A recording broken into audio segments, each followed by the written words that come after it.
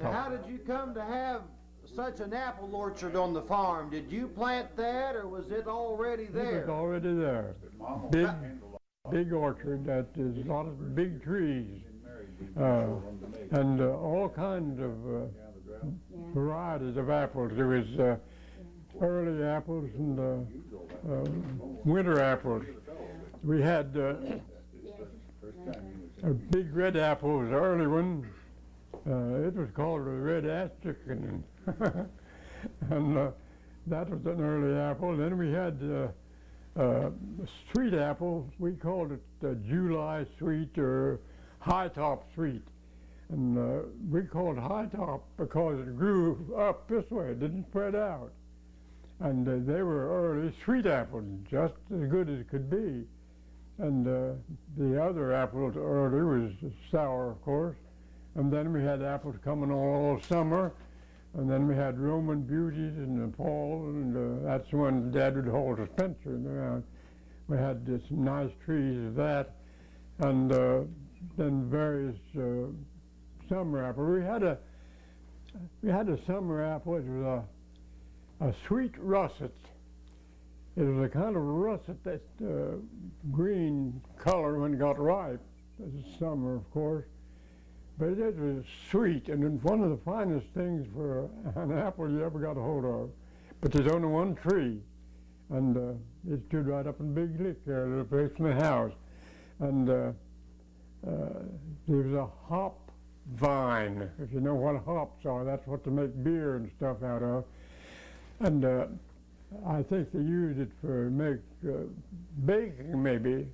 We never used it, but I remember the hop vine was up there, just a little ways up in Big Lick on the creek bank, and it was there for years. It'd come up every spring, it's a new vine, and have these little pods on, and a little yellow powder in that pod.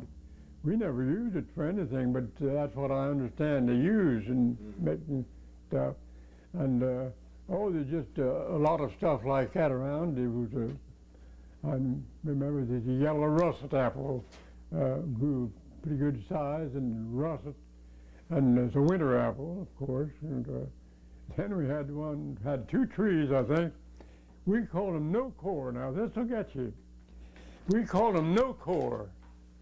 Did you ever see that? Well, anyway, there's two trees up there, just up in Big Lick there in the bottom, and they never bloomed. They're getting a bud, but they never bloomed. And the result was they never had any seeds in the apple.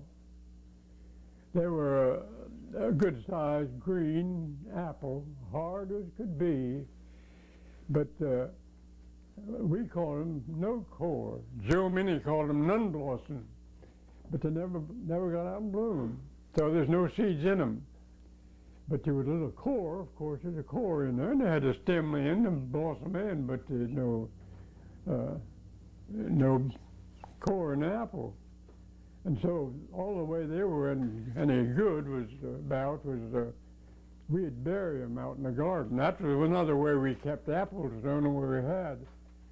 We'd bury the apples and bury potatoes, bury cabbage. We'd bury the apples, put them out, take them over in the garden where we bury them. Pile of apples, bushel, 2 or 3 bushel maybe, as high as we stack them up. Then they'd put straw. Of course, I had straw from the thrashing machine, put a good coat of straw all over them. And then they'd go around here and put dirt up on there, about 6 inches of dirt all over them, clear to the top. That's the way we kept our apples. Then in the wintertime, we'd go out to the garden and dig a hole right down here at the bottom. And you reach in and get the finest apples you ever saw, crisp, juicy, good. And of course, we kept potatoes that way, and cabbage. We'd take cabbage, we'd dig a trench, put a head of cabbage here, and next head that way with the roots sticking out. Next man, and we'd cover them up. And then, of course, not so deep. Didn't have to be because freezing didn't hurt cabbage too bad, but we'd cover them up. Then when we wanted cabbage, just right take a hold of one of them, pull out head of cabbage. Yeah. So that's the way we kept things like that, at first anyway.